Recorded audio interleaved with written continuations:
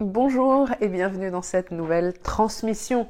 Aujourd'hui, je vais te parler de régularité. Comment faire pour être régulière sans pour autant s'épuiser? Et je réponds à cette question parce qu'en fait, on m'a fait prendre conscience récemment que je faisais partie de ces personnes, visiblement assez rares finalement, qui sont extrêmement régulières dans leur communication. Depuis 2010-2011 que j'ai créé mon activité, je communique extrêmement régulièrement, que ce soit par le biais de newsletters que j'envoie toutes les semaines, d'articles que j'écris toutes les semaines, à une époque c'était même plusieurs fois par semaine, ou de vidéos. Ça veut dire que je crée régulièrement du contenu, mais aussi que j'envoie régulièrement ce contenu. Alors certes, oui, depuis 2011, il y a eu quelques fois, notamment pendant des vacances par exemple, où j'ai pu passer peut-être 2-3 semaines sans écrire, mais en réalité, voilà, je suis quelqu'un d'extrêmement régulier depuis toutes ces années. Je sais que pour certaines personnes, ça semble complètement dingue, mais pour moi, en fait, c'est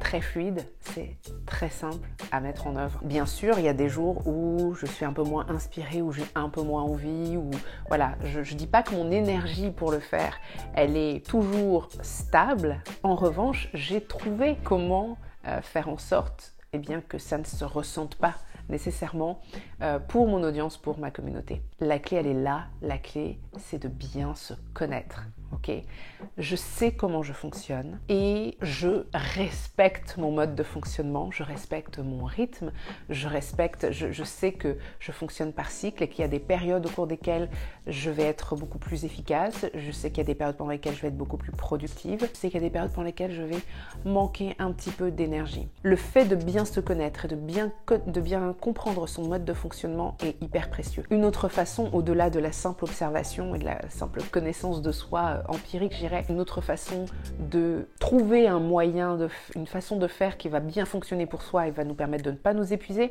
c'est aussi de connaître bien évidemment son design humain. Je connais mon design humain depuis quelques temps maintenant. J'opère en fonction de mon design humain j'ai toujours fonctionné comme ça assez spontanément, assez naturellement, donc ça n'a jamais été vraiment un problème. Mais aujourd'hui, voilà, maintenant que je connais mon design humain en plus, je suis encore plus attentive à bien respecter mon rythme. Et une fois qu'on sait comment on fonctionne, il y a quelque chose qui va fonctionner assez facilement pour pas mal de monde finalement, qui est assez efficace, c'est de créer du contenu sur une période précise.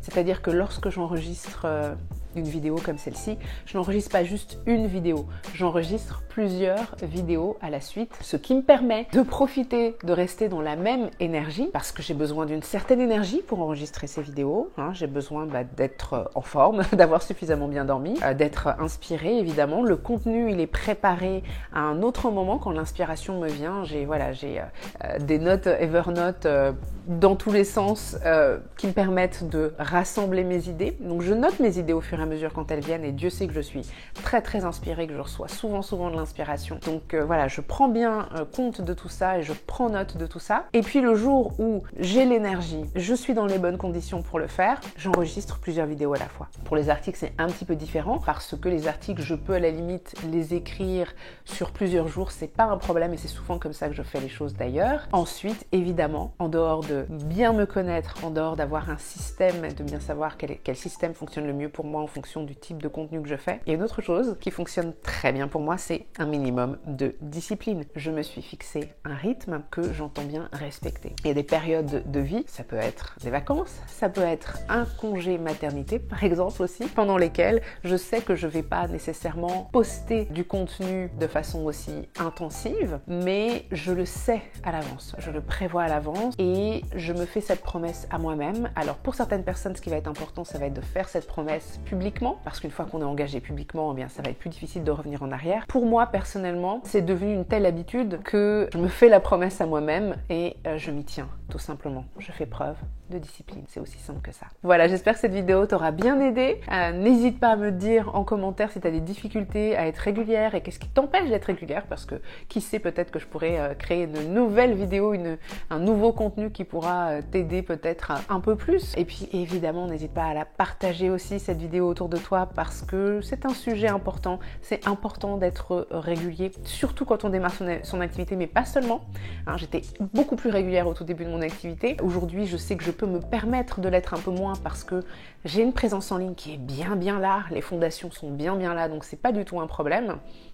Mais voilà, c'est vraiment important d'arriver à trouver un petit peu le sweet spot, d'arriver à trouver ce qui fonctionne pour soi, pour vraiment avoir cette régularité. Sur ce, je te dis à très vite pour une prochaine vidéo.